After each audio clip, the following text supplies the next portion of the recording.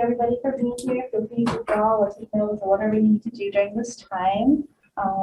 Welcome to writing this winning statement of purpose. My name is Melody Lynn. I'm she, her pronouns, and I am the career specialist for the College of Humanities and Social Sciences here at the Career Center. And I'm here with my colleague. I'll introduce herself. Yeah, thank you. Hi, everybody. My name is Julie Steers, and I am the Senior Program Coordinator for the Grad Studies Center. So we serve our current and prospective grad students on campus. So welcome. Awesome. So I'll be presenting to people in person and also virtually, and my colleague Julie will be looking at the chat. So for those online, feel free to write in the chat and I'll answer any questions throughout and also in the end too. And I welcome you all to ask questions too. So all for you. You may know that this is recording, so we'll record the whole event and share resources and the recording after our workshop ends today. So if you have friends who couldn't attend or they just wanted, feel free to send it to them as well.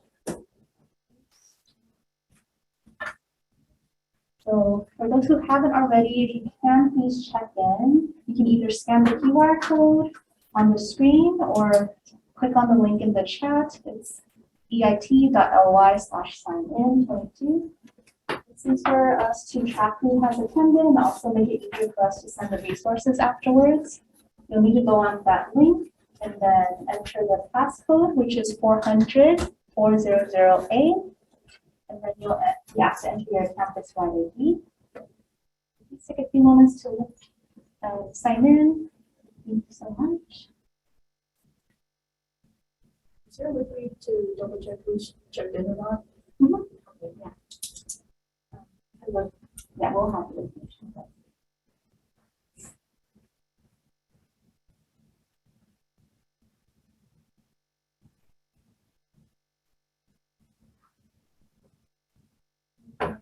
After the workshop.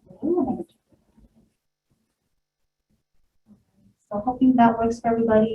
This is another way for us to check students in, though if you're on Zoom, we already have your information as well because you registered. So thank you for doing that. Just wanted to introduce myself a little bit. Let me fix this part. All right. So I wanted to start off with the Career Center support since this is hosted in collaboration with the Grad Studies Center as well as the Career Center. About me, because I'll be presenting a lot of the information here. I just want to share a little bit about my role. So I am the career specialist for one specific college, Humanities and Social Sciences.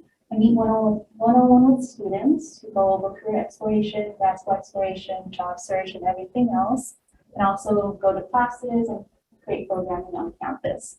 My background, I support a lot of students in writing their statements of purposes, and I personally had to write many statements as well. I went to UC Irvine for my bachelor's degree in psychology and social behavior. And I went to Azusa Pacific for my master's in college counseling and student development. So I've reviewed many kinds of statement of purposes for many kinds of colleges and backgrounds.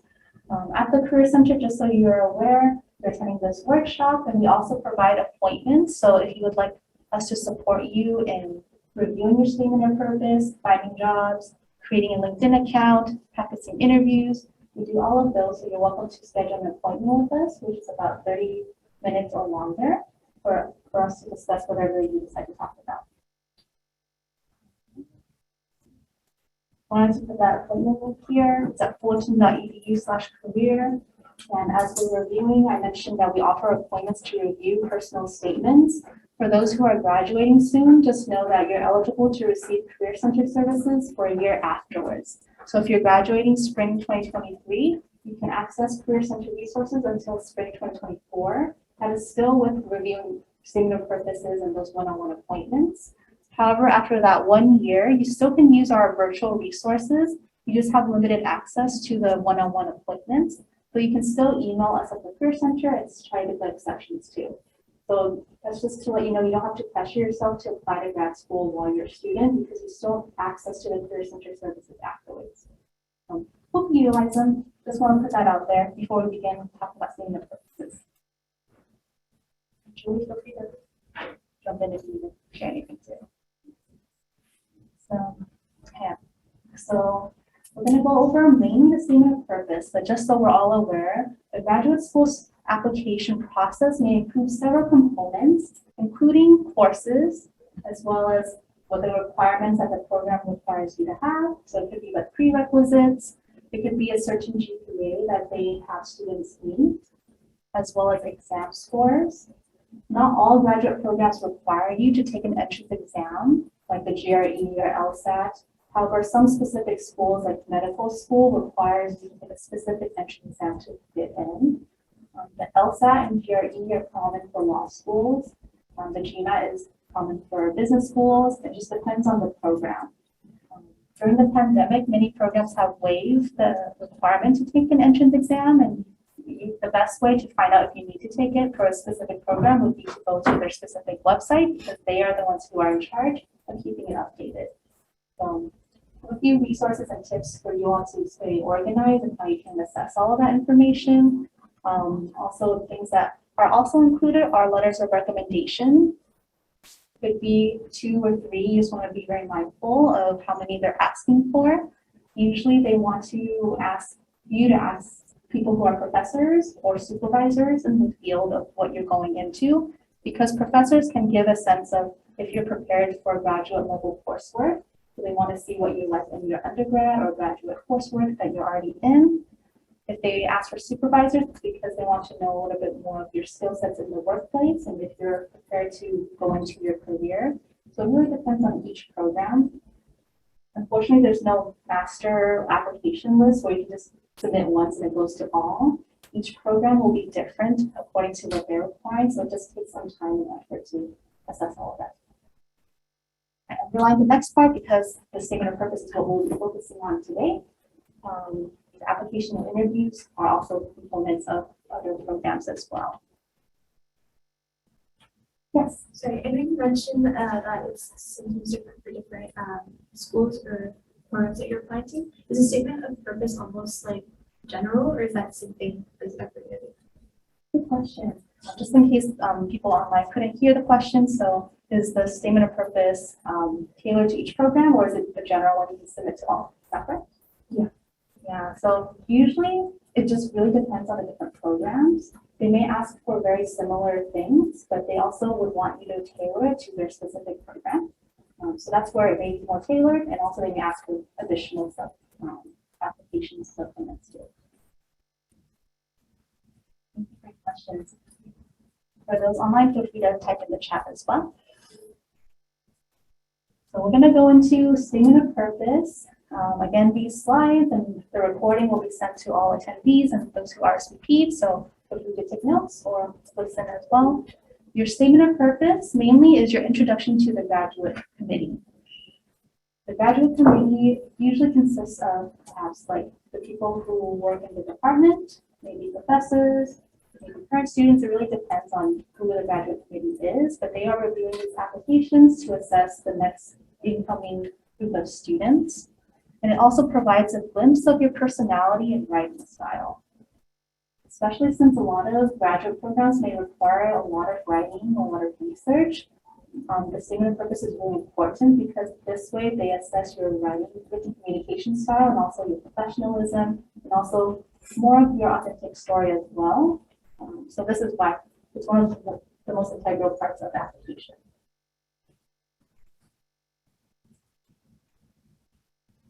So there are many things online. I try to consolidate everything that I've seen online and also spoken to graduate committees and coordinators. So a few things that the statement of purpose should do is should show your self-examination. So really reflecting on yourself and your preparation, your skills and experiences, and putting it all together for them to understand and see you as a whole individual. And also connecting it to how you would like to go into the field as well as the graduate program. So it's mainly seeing if you've reflected on yourself, you know what you're getting yourself into. Mentions be interesting versus like generic. So being non-generic. Non-generic means like writing what you think they want to hear, what you think every other student is writing. It's really a way for you, reminding you to be authentic. And everyone is unique, so just reflecting on what is your unique journey. As well as very importantly addressing the prompts, just because there are so many prompts out there and you want to stay organized. And a lot of times the prompts may be similar, but you just want to make sure you're answering the prompt completely to what they're asking for.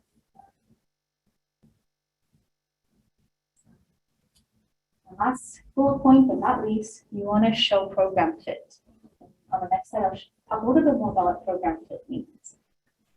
This is a short checklist that will definitely expand in the next few slides. So program fit is basically asking yourself, is the program a good fit for you? And there are many different things you can use to assess if it's a good fit.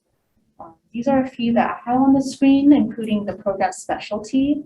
So for example, I meet with a lot of psychology majors and they want to go into, for example, marriage family therapy, but it could be confusing about which program they need to go to get to where they want to be.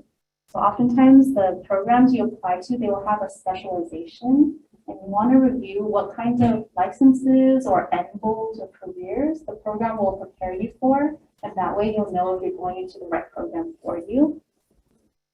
Another one is faculty. So a lot of times you may be reviewing professors, seeing the faculty members and their research and what they teach to see if it aligns with your goals and what you would like to continue researching or learning in your program. Facilities, so what kinds of buildings, resources, and student support services they provide you as a graduate student to ensure your success. Size is another one. Some students really want to go to a smaller school versus a bigger school, so it really depends on you and what you're looking for and the type of experience you have. So it's something to consider as well. I mentioned earlier too, student resources, professional development, how they'll prepare you for the workforce and what you'll do after you graduate. And alumni network, which is a huge thing as well, thinking about like who has graduated from the program you're considering and where they are, and also how you can connect with these individuals to further your development as well as your career journey. So these are just a few things. However, I'll send this next slide to you, a specific worksheet. If you are applying to grad school or you're thinking of applying to graduate school, it would be helpful to download, let me put this, download a graduate school comparison worksheet. So this is just what I found online. This is really helpful because this lists a lot of different categories that would be nice to look at to assess the program fit for you, as well as having columns for each program you're considering. So you can compare it side by side, have all the information on one sheet versus having it everywhere. And there are some things that may be important to you than others, and it varies for each student. So I've met with students who want to stay local, they don't want to go far from home. I've met with students who wanted more financial support and scholarships, and they want to assess if the grad program has that. One thing that will be really important is the admissions requirements, which is the fourth row. The deadlines will vary, as well as the entrance exams. This part will help a lot because if you're looking at entrance exams, if you need it, some students try to apply for programs that don't require it. So it's a whole thing. So this is one sheet that can be helpful in assessing program fit, and also reminding yourself of what you may want to write about or specify in your statement of purpose when they ask you why you're applying to that program.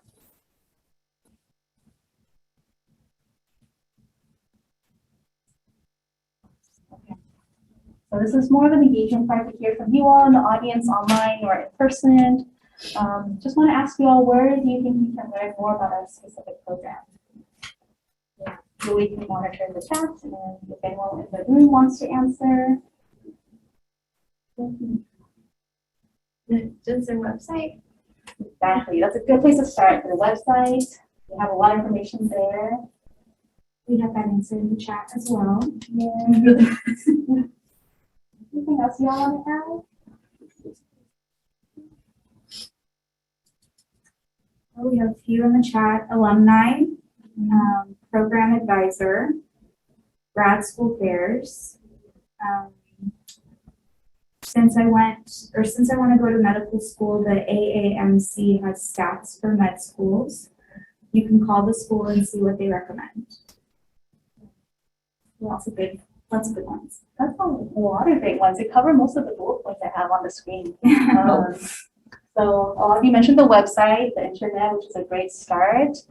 Talking to professors, maybe at your current school, to see what programs they went to and their experiences there, as well as professors at the programs you're considering. Some of you mentioned admissions counselors, grad representatives. So some individuals work for the grad program and They serve as a liaison to talk to students about what to expect, answer any prospective questions. Some people online mentioned other students and alumni, which is really helpful because what you find online can be helpful as well. But hearing the stories and narratives from students and alumni who went through the program or are in the program can give you that student perspective that may be sometimes missing from what we see online. You mentioned associations where you see rankings as well as the general entrance exam averages as well as GPA averages. I also gave an example on the screen as well, associations in your field of interest, like the one in med school. There's specific associations for specific types of careers. So you can learn more about graduate school programs through their associations. And sometimes there may be lists of grad schools that students can go to. So that's another way for you to research schools that you would like to attend as well. These are just some of many ways you can research schools online. Just because it's a really big decision to apply to grad school, you want to make sure you know everything in order to make an informed decision. These are several ways to do it. And me personally, I did most of these, and what helped me most was talking to students and alumni in the field in general, and also those who went through the program. It made me more aware of different things I should consider and make more informed decisions too. So this will be really helpful. It'll help you when you're thinking about what school to select, as well as how you want to format your statement of purpose. My last question for y'all, what do you think the admissions committees are looking for? So feel free to type in the chat, or if you want a person, you're welcome to share or raise your hand. High GPAs. Sorry. So what did you say? The person online? A high GPA. Awesome. Thank you so much for sharing. Yes, GPA is usually one of them, the things that admissions committees are looking for. Sometimes when you go to their websites, they may list the previous incoming group of students and their average GPA or average test score, so that information may be available. One person in the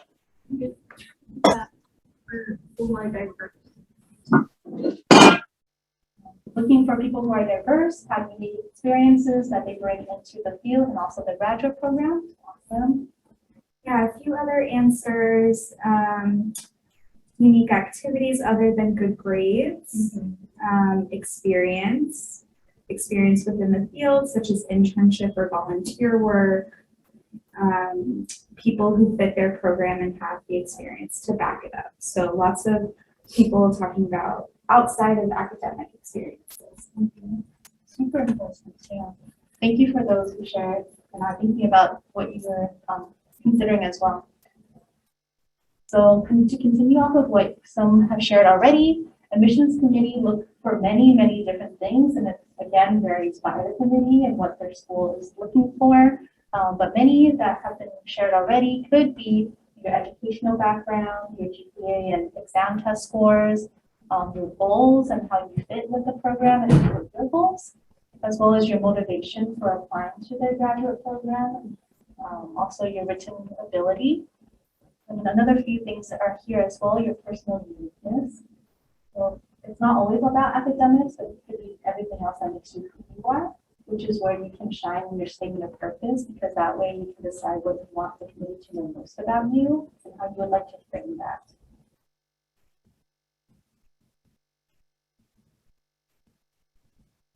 In a few slides, you all will see it's very relevant to what they usually ask for in statements too, because of what they're trying to look for. And then they may try to ask questions to assess that.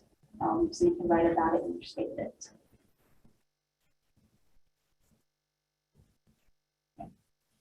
We're going to dive into starting your statement of purpose. I just mentioned a few questions you really want to ask yourself as you're considering and or starting, deciding what to write. So what is the most important thing for the admissions committee to know about you? This could be just a brainstorm. You can definitely reflect on your own, or maybe ask trusted friends or colleagues what you think are things that you're missing in describing who you are. But a lot of times it may be self-reflection, and I feel like this is one of the hardest parts for many of my students, the getting started part and writing about ourselves, because we're often taught to be humble That's why resumes are also hard because we're all writing about ourselves. So this will take some time, but I highly encourage it. It may be emotional too.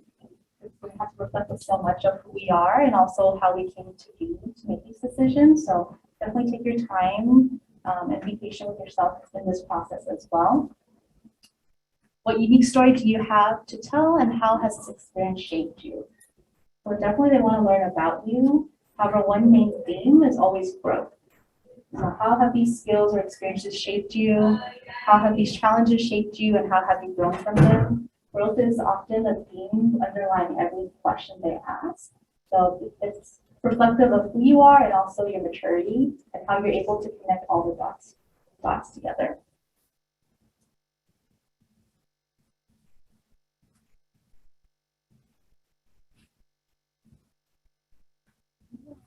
So as we talk about brainstorming, it's important to take inventory of your experiences. So some things I pointed out already, some of maybe challenges you've had or barriers you faced as you were going through school, your personal life, anything else as well, your experiences. So these could be paid or unpaid experiences, all of them are valid. Even your personal experiences are very valid too. You gain so many skills from just existing in our different capacities. Maybe any research experiences you have had in your classes or in research labs, or projects you've done that are relevant to what you're applying to, or skills you've gained from these projects. How have you grown? And then again, what do you want the community to know about you? Because I'm not listing all of these to say you have to only write what you think they're looking for, but just really reflect on what is most important to you and how do you want to put that on paper, since this is most likely how they'll first see you. So how do you want to introduce yourself?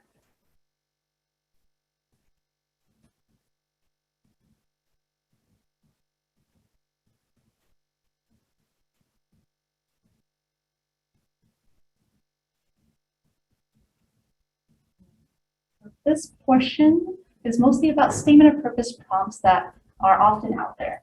So again, we mentioned earlier that a lot of statements have different requirements and different things they're asking. Some of them are very general. They just ask you to tell us about yourself in 200 words.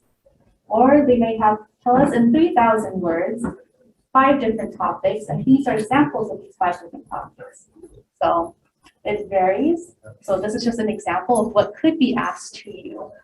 A lot of times they want to know about your personal background, your development of your interests, how you got interested in this field, how you're interested in the career, maybe related experiences that you've had that helped you prepare for the field, as well as future goals. Could be your short-term goals or long-term goals. I guess a few things I guess I'll mention the other ones and dive in deeper. Obstacles and inconsistencies. So inconsistencies could be maybe you did really well, but one year a lot of things happened, so your GPA went a little bit down. So sometimes they may be asking about these. Could be in the main statement or a separate part, which I'll go over at the end. Program appeal, meaning why you're interested in their program. Because they do get students who write to their school, but they use a different school name. So then there's a lot of confusion. For example, you're applying to Cal State Fullerton, but you write that I want to go to Cal State Long Beach. And then a lot of chaos may happen, or some chaos. So just making sure you're writing to the right school. You're not just sending out a generic one to all schools. And you do your research. And then special expertise. So what about you, your experiences, if you're a good fit? So these are some common prompts, and a few that I'll go into a little bit deeper in the next few slides. But before I go into them a little deeper, personal background is often one that students struggle with, just because there's a lot to us, and that makes us who we are, and it's hard to decide what to include. I'm not going to say it's easier because it's really hard to write about, but really you want to think about what is most important about you, your identities, and your experiences that is helpful for the grad community to know. And if any of them are challenges or barriers, maybe talk about also how you overcame them or grew from them, or how that propelled you to blank and blank. So it's always like kind of a growth tone. Not saying you have to be super positive and flowery, but focus on the growth throughout.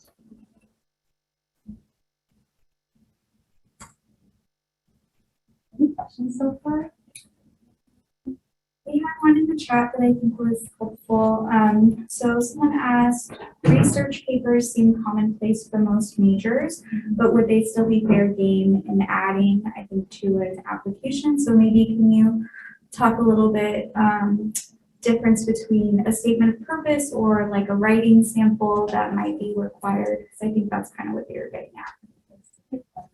A lot of grad schools may require you to do research, which is why the statement probably asks you like what kind of research you have done or you plan to do in their program or your interests, or what professors you hope to work with based on your research interests. So this is more about your personal experiences and relevant experiences connecting it to the program. Or some programs may also ask you, in addition to your statement, also send us a writing sample. So the writing sample is up to you what you want to include, but hopefully it's something that's relevant to your field of interest. So maybe a research paper you've done through your lab or through a project that shows your written communication style as well as your research interests. I think so, yeah. Any other questions for you guys? We had one more. They're asking to get feedback on statement of purpose. Do they need to make any particular type of appointment with the Career Center? What should they be looking for on the website to make an appointment? So, good question. So if you want to make an appointment with the Career Center to review your statement of purpose, you just need to select grad school statement of purpose review. And these are 60-minute appointments where we have you schedule it with your specific career specialist. So I mentioned I'm the career specialist for the College of Humanities and Social Sciences, but maybe you're going to med school and your major is like public health or something like that, then you would go with your career specialist there. So you would schedule your appointment, we'll immediately direct you to your career specialist. And all we ask is that 48 business hours before your appointment that you send us a draft and also your prompt. So we have time to review the statement, and then when we meet virtually or in person, we review it together, provide feedback, and we have a rubric that goes over different parts to consider in a statement, and we just reflect on where we're at in that moment. So students generally book one, and maybe that's enough, but some students try to book more just to have a consistent flow of someone reviewing it, so that's possible too. Just note that usually you're able to book an appointment 3 weeks in advance. And if you can't find a time, you can always email the career specialist that is part of your college, so they can set something up individually as well.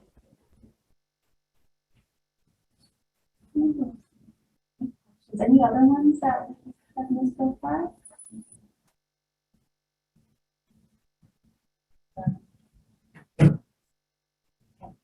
So I brought up a few sample prompts I've seen within my statement of purpose review appointments, and I'll go over what the prompt is asking for and how you probably want to answer them.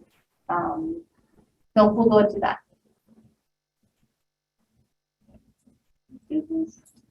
Okay, so this sample prompt is discuss your motivation and suitability for entering the blank profession. So there are a few things you want to note. They're asking for motivation and suitability, which can be different and also very intertwined. Because they want to know a little bit about your motivation, so they may ask you why you're interested in this field. Oftentimes, they use this to gauge like your interest as well as your research and understanding of the profession. One example is that some students applying to be a marriage family therapist, they may ask you why marriage family therapy. That is definitely asking you why you're motivated, but also trying to discern like, do you know the difference between being a therapist versus a clinical psychologist versus a social worker? So really seeing, you're not really answering that, but also they want to know if you've done the research and you know what you're getting yourself into. The motivation. You have a question? Yeah. No. Okay. And then suitability. So suitability meaning like how are you suited for the field? What experiences have prepared you for this field? So when they talk about experiences, things that you can talk about include your internship experience, academic or unpaid internships, volunteer work, your professional work, your extracurricular activities, also your classes and personal experiences. And if you discuss your personal experiences, you want to make sure to draw out your skills you gain from those personal experiences that relate to how you're suited for the position, suited for the grad program. I think oftentimes for the suitability part, like what have you done to prepare for it? A lot of students discredit themselves because they think they need to have a paid experience to be able to talk about it, but that is not true. You can definitely talk about experiences that are unpaid, I wish they were paid, and paid. So all of them are relevant. Even ones that maybe you don't think are related to the field, perhaps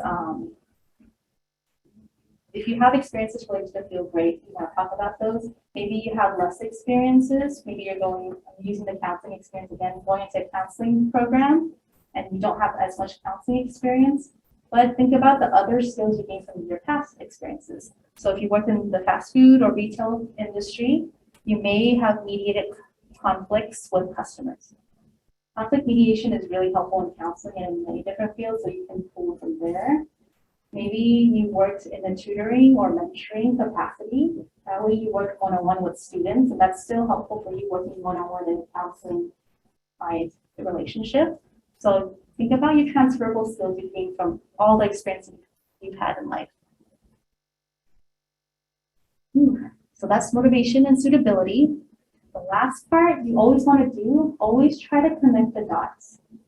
So for example, how will these experiences, skills, and motivation that you just talked about all combine to make you a successful part of their program or their field?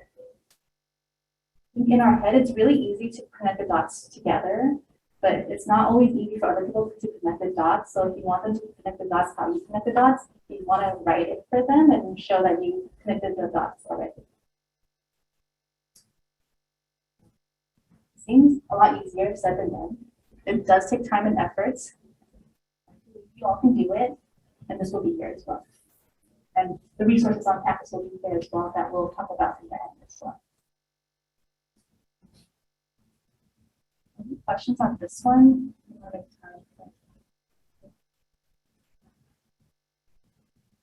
Sorry, I'm just looking that way. So I looked at you.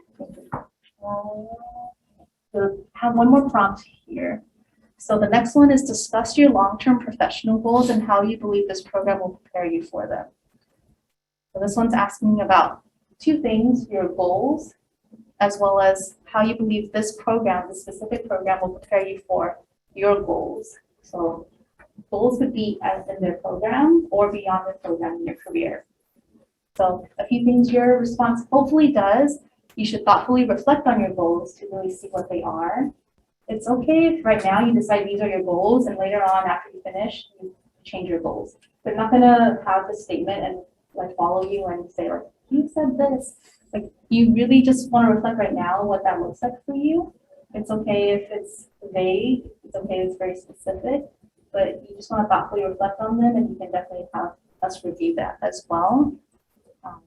Another thing too that they're really looking for is as well as discussing reasons you are interested in their program. So we talked about this a little bit earlier, why you're interested in their program, faculty, the classes you'll be taking, extra components of the program. Maybe they're requiring you to do hours, maybe helping you find an internship, other opportunities. So thinking about these reasons, are these things in the program going to help you succeed and reach your goals? So again, it's connecting the dots. Whenever possible, think about the prompt and connect the dots for the grad committee to understand why you're applying for this program and why you're applying for this field. Let's take some time and energy. It really helps you hone in on what you're looking for, and when you're really able to express that in your written statement of purpose, it really helps them get a clear picture of who you are.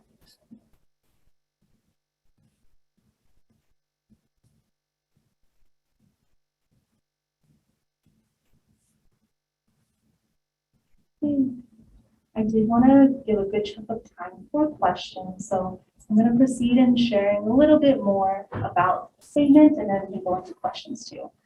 So I mentioned earlier that there may be components or options for you to address academic concerns from your own background. So these are usually called addendums, a section of the application that allows you to clarify or supplement your statement. This is optional because not everyone really needs this part.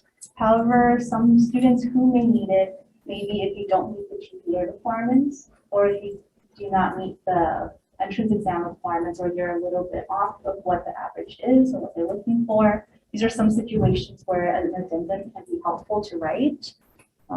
This mentioned like keeping it to a minimum. You don't have to give all the details in the world, but you kind of want to express about what happened and how you moved from it and how you won't let it stop you. So the example on the screen, the student wrote about their father experiencing some business and work-related incidences that affected their academic journey, financial aid and working part-time jobs and things like that. So they just talked about how that affected them, but how they grew, and overall what their GPA would be. This is a little one paragraph. You don't have to go to that extent if you don't feel comfortable. But I think if you do write an addendum, or if you do write about a challenge, you always want to focus on how you grew or how that propelled you further in what you're doing now.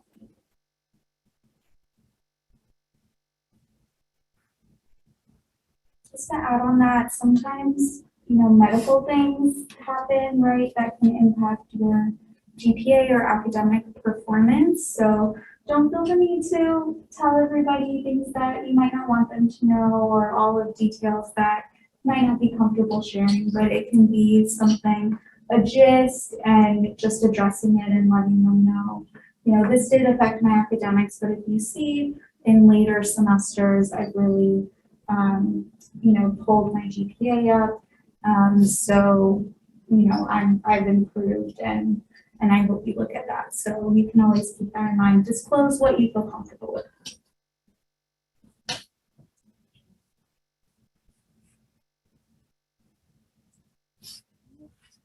Ending with style and formatting to focus on content.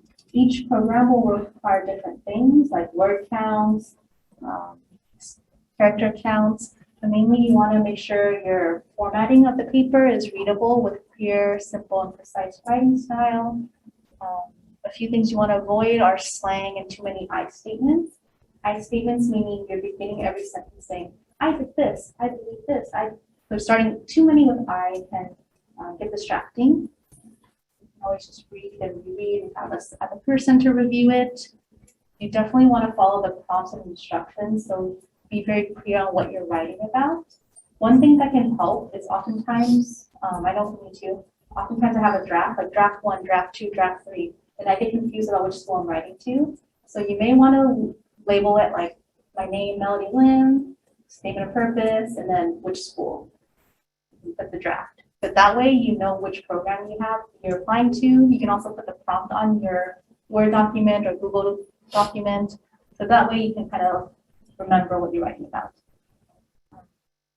Things like using an easy to read font, so usually Times New Roman, Arial, Georgia, etc. No smaller than size 11, and just have 1-inch margins. Just academically. We had a question, someone asked, should we add a cover page to the statement of purpose? Question, cover pages. So it really depends on the program if they're asking for it. However, generally the ones I've seen, they don't really require a cover page. Usually it's maybe like your first or last name and page number at the top, just so they can keep track. So it just really depends on the program. Yeah. And just to add to that, sometimes they want you to save sometimes it just depends, right? Sometimes they want you to just copy and paste a statement into a box on their application. And sometimes they want you to upload a separate document, and maybe they want you to save it in a certain way. So just make sure you're reading the instructions and keeping in mind what they're specifically looking for.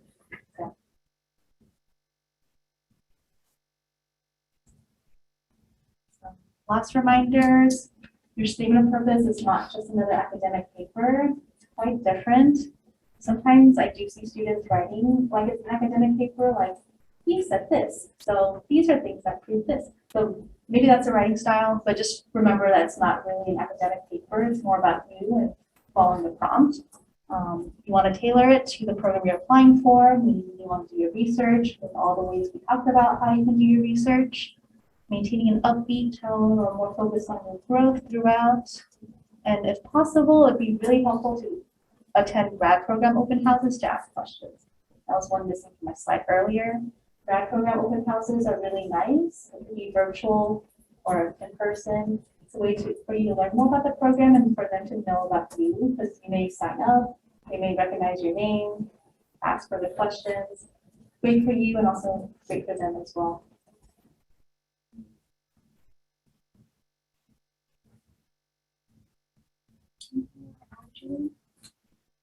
I think we've already talked about it, but you know, grad school fairs are really great as well. The Career Center often hosts those here on campus. But go to, you know, even if you're a Cal State Fullerton student, it doesn't mean you have to be a Cal State Fullerton grad student, right? We'd love to have you, but you also want to research your other options, look at other schools, and see maybe they're hosting grad school fairs at other places nearby. And it's a great place to kind of get information all at once from a lot of different institutions, because we, you know, come and table there and tell you about all of the grad programs that we have available at our school. So grad school fairs can also be really great. Someone asked about grad school open houses that you mentioned. Where can we find these? Good question. So grad school open houses, usually you can find them on the grad program website. They'll have a section for like learn more or info sessions. Or if you're following them on social media, that's another way for you to find what they're hosting as well. So it could be their Instagram account or their Facebook, etc. Maybe LinkedIn. So those are some ways. That's what I would think too, yeah. Just keeping connected with programs that you've identified that you're most interested in, right? If you know this is your program that you really want, you know, connect with their office, follow them on social media, Instagram, see what events that they put out. Thank you, Julie, for the reminder. I did not even plug. Usually the Career Center hosts the Grad School Expo, the Grad School Fair in October of the fall semester. So usually that consists of about 50 or more schools coming to promote their programs. You can always check to see who's coming. Good way just to talk to them and learn more about the program. Put your name out there too. I should mention too, as all of you are thinking about grad school and entrance exams, if any of you have to take the LSAT or GRE, next Tuesday, Valentine's Day, February 14th, is going to be a workshop on GRE and LSAT strategy session. So you'll learn about what the test includes, as well as have a link to take a free test. So you can learn more about what your scoring is, as well as areas you can improve and areas that you're strong in for the test. That's next Tuesday. Okay, question for that one. Is it also going to be recorded? That one is going to be posted by Person Review, and the past ones when I've done it with them, they need to allow the recording. But I can maybe send it to the person who's going to be presenting, so you have the information. Okay. Put that in the email to everybody. We have one last question for this. Can non-Fullerton students attend the Career Expo, the Grad Career Expo? Good question. So for Cal State, for any Cal State student, you can attend any fairs from any Cal State school. So that's the case.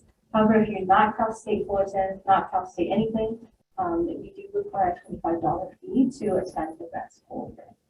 Yeah, so this person, just to clarify, this person says they're UC graduates, so you would still be able to come but pay the $25 fee for the expo. Yeah. I'll encourage the student to attend their UC if they're nearby, or see if you can attend other UC grad school fairs. Right.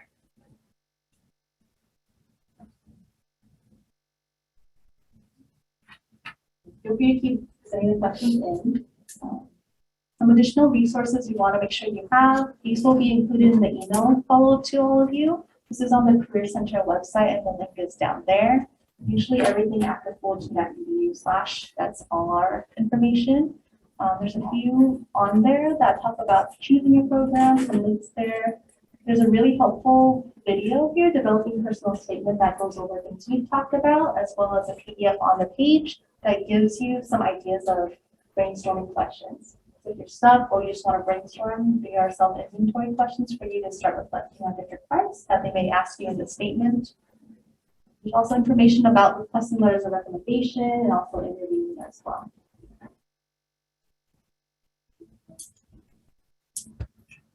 Yeah, so now I'm going to tell you a little bit about our Graduate Studies Center.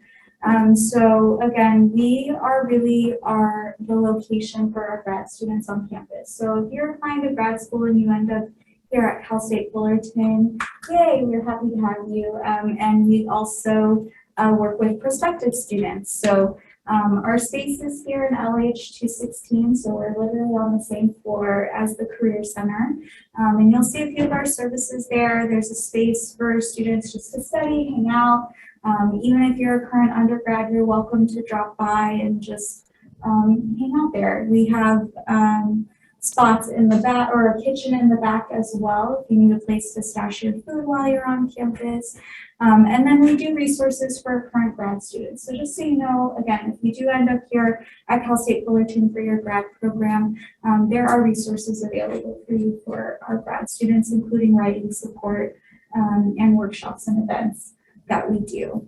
I wanted to plug a few of our upcoming workshops that we do here or that we're doing in the next few weeks or in the spring semester really for potential grad students.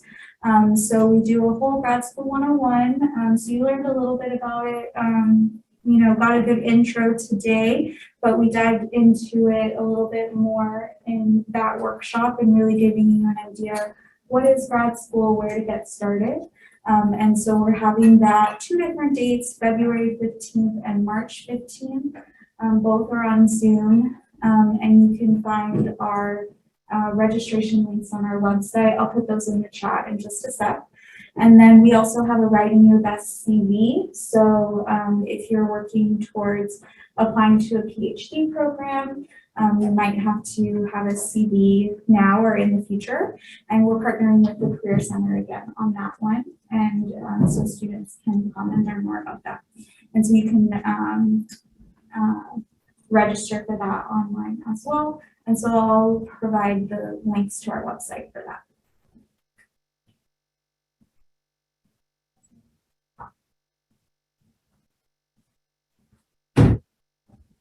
Oh yeah.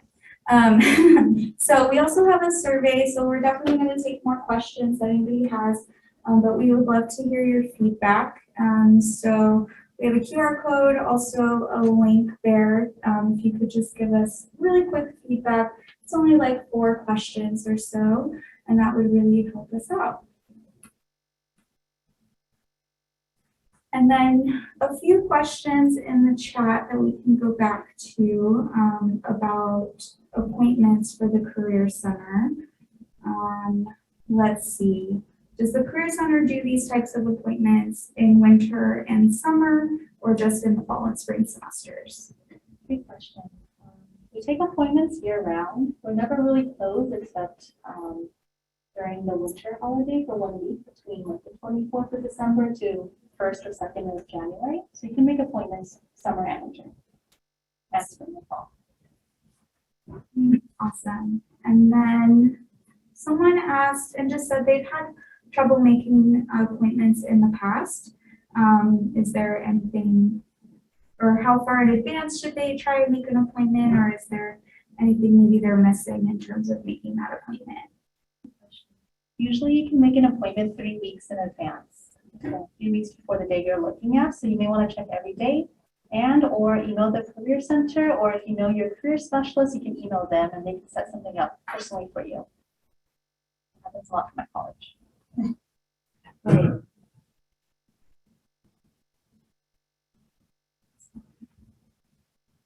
As we are getting more questions, want to end with this slide. Just if you have any questions for me or Julie, we have our contact information there, as well as our respective centers that we work at, Career Center and also the Grad Studies Center.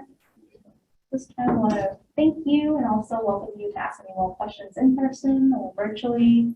And again, we'll be recording, where we are recording this, and we'll be sending it to you along with the additional resources.